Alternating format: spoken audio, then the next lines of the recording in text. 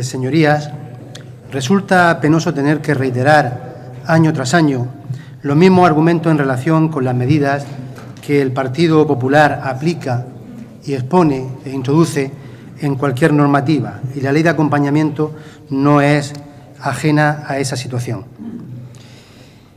A ustedes que les gustan tanto los recortes y las medallas, y tras 18 años de gobierno en esta región, me imagino que no estarán orgullosos de que Murcia sea la región de España con más hogares en apuros para llegar a final de mes. Un 24,8% en la región de Murcia frente a un 16,9% en el resto de España, superando, por tanto, en 8 puntos la media nacional. Aunque a veces nos hacen dudar cuando en esta Cámara observamos con el ahínco y la intensidad que aplauden al señor consejero cuando viene a explicar las medidas de recorte que va a aplicar a los ciudadanos de la región de Murcia. Tenemos que hablar de lo mismo que otros años, por dos razones. En primer lugar, por el fracaso absoluto de sus medidas de recorte y expoliación social, laboral y económica a la que vienen sometiendo a esta región. Y, en segundo lugar, porque la reiteración de un planteamiento presupuestario y también de la ley de acompañamiento, que contienen medidas de recorte diseñadas con el mismo patrón, con el mismo esquema que las que hasta ahora se han venido aplicando y cuyo resultado se traduce en parámetros de decadencia económica y social en nuestra región, en nuestra comunidad autónoma, insoportables para la región, hacen que tengamos que volver a hablar de exactamente lo mismo que en 2012 y lo mismo que en 2011.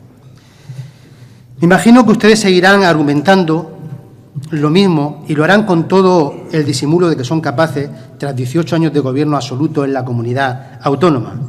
Esta situación en la región de Murcia, dirán y dicen, no es cosa nuestra. La divergencia del mayor empobrecimiento en nuestra comunidad respecto a España tiene que ver con acciones de acoso y derribo externos, con maltratos específicos también externos, que se nos infringe desde el ámbito nacional. Pues miren ustedes, señorías, no. La situación en que se encuentra nuestra comunidad autónoma es, en estos momentos, una situación penosa. Y ustedes tienen responsabilidad, muchísima responsabilidad. Esto tiene que ver mucho con ustedes. Y no deben de escaparse corriendo e inculpar a terceros de esa situación. Porque, entre otras cosas, si no es para hacer deporte, correr es de cobardes y de malos toreros. Señorías, los datos en nuestra región retratan y enmarcan suficientemente las consecuencias nefastas de sus medidas de recorte, de carácter social, de carácter laboral, de carácter económico, así como de los derechos en nuestra región. Y todo ello tras 18 años de gobierno absoluto del Partido Popular en la comunidad autónoma de la región de Murcia, con acciones intensísimas de recortes miserables y espasmódicos, de los que hacen rotos muy difíciles de coser. Convendrán conmigo, por tanto, que es imposible negarlo, que la situación social y también la situación económica ha empeorado progresivamente en los últimos años y que el año 2013 está confirmando nuevamente esa tendencia. La región de Murcia se está convirtiendo, es ya prácticamente una comunidad, hoy por hoy, casi inviable económicamente, desestructurada y desvertebrada socialmente. Y no lo digo yo, lo dice el señor ministro de Hacienda cuando afirma aquello de que esta región ha estado y está en riesgo de colapso. Y ha estado fino por una vez el señor ministro y no ha hablado realmente de lo que le pasa a esta región, que no es otra cosa que estar en el borde de la quiebra técnica. Eso es lo que pensaba realmente el señor ministro. Y lo más curioso, señorías, es que cuando hablan ustedes de cualquiera de los parámetros de los indicadores, del paro, de la deuda, del déficit, de la pobreza en la región, tocan los temas como si estuvieran a distancia de ustedes. Es decir, como situaciones ajenas a su propia responsabilidad, como si fuesen ajenos ustedes a esa realidad, como si su responsabilidad no fuese ninguna. Cuando hablan de la caída de ingresos, por ejemplo, de más de 1.000 millones en 4 años, lo hacen desde lejos, con carácter descriptivo, puramente descriptivo. Han caído los ingresos 1.000 millones en la región.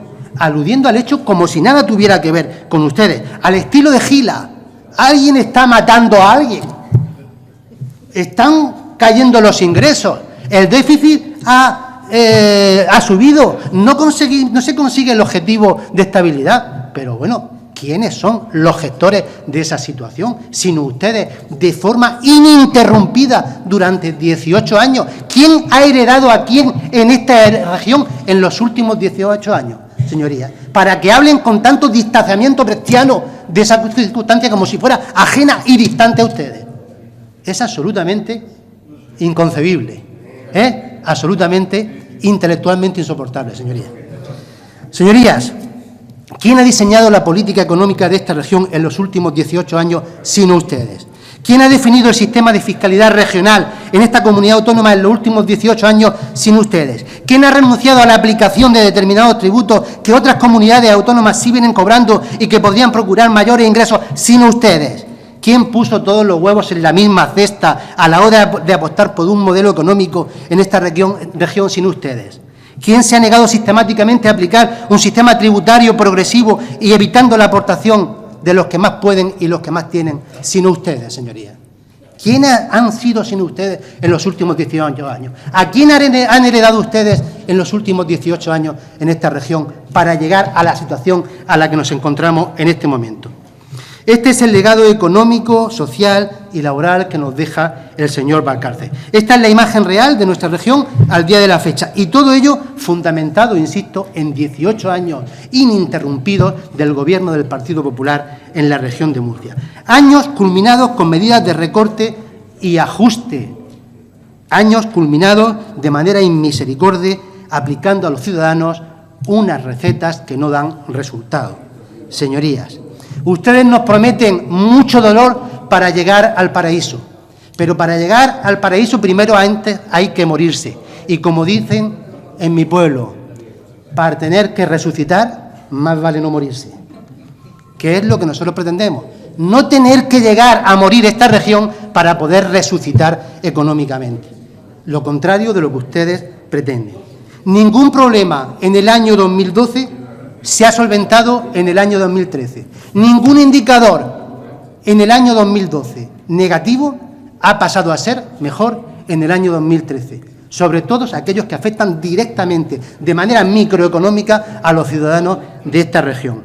Los planes, las leyes, las normas, las medidas de siempre de recorte son las que decían ustedes que iban a solventar los problemas. Y han sido, y sigue siendo, porque se empecinan en mantenerlas, un auténtico fracaso.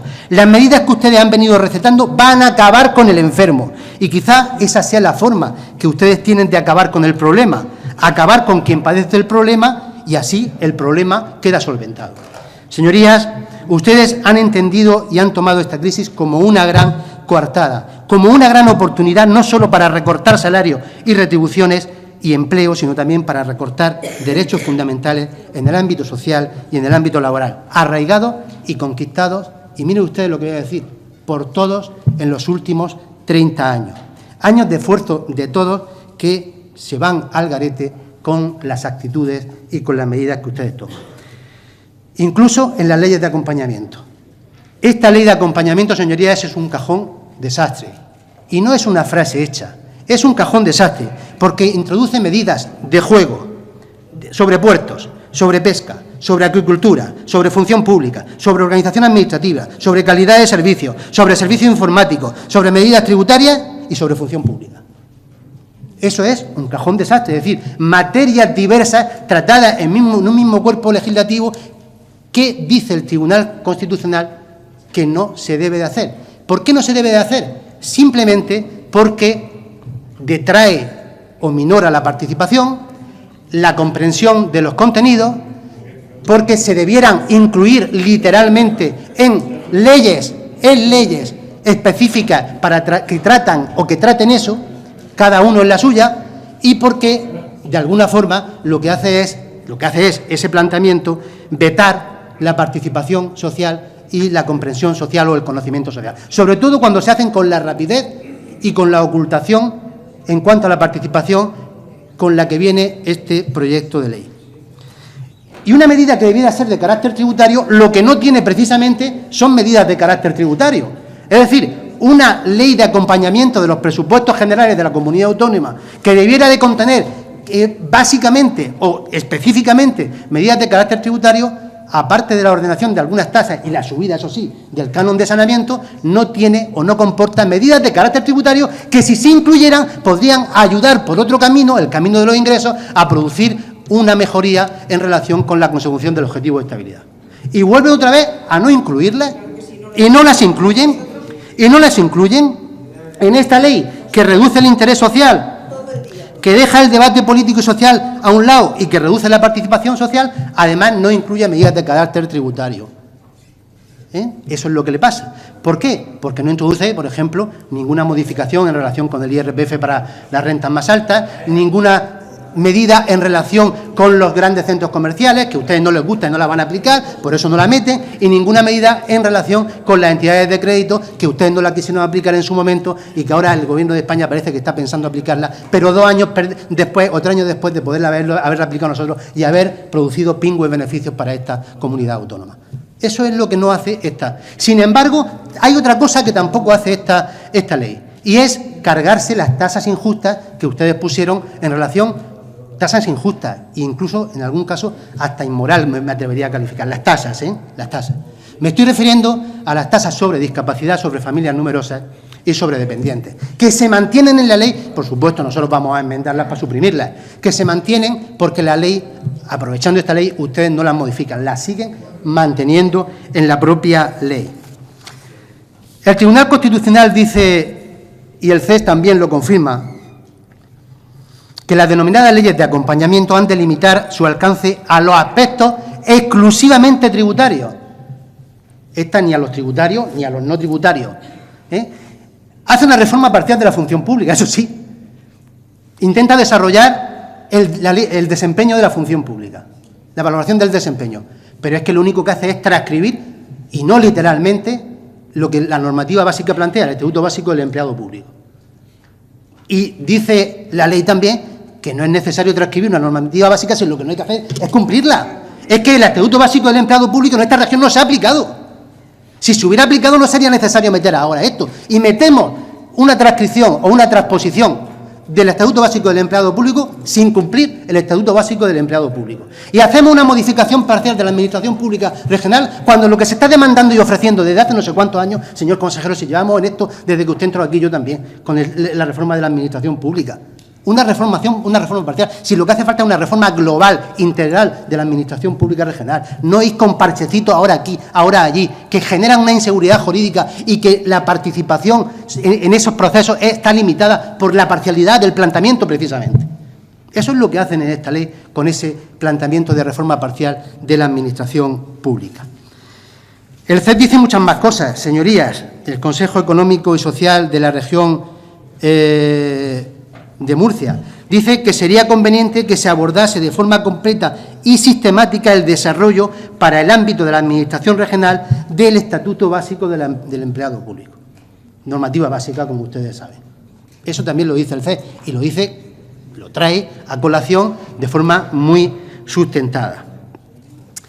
En definitiva, señorías, nosotros creemos que esta ley, por ser un cajón desastre, porque desatiende la doctrina del Tribunal Constitucional, porque reduce el interés público, rebaja el debate político y social, elimina la participación social, omite la presencia de impuestos que podrían ayudar, entiendan, a solventar el problema de estabilidad, omite medidas de carácter fiscal, no hace ninguna alusión a la lucha contra el fraude fiscal, elimina y restringe derechos de los empleados públicos, hace una reforma parcial de la Administración, genera inseguridad jurídica y soslaya el debate político y social. Son razones suficientes, señor presidente, me refiero al presidente de la Cámara, señor presidente, para votar en contra este proyecto de ley que se plantea esta tarde aquí. Y eso es precisamente lo que vamos a hacer nosotros, negar nuestro voto a lo que se plantea en esta ley de acompañamiento, que es una ley de acompañamiento tan inútil como a la ley que acompaña. Gracias, senador. Turno de presentación de la enmienda de totalidad formulada por el Grupo Parlamentario Mixto.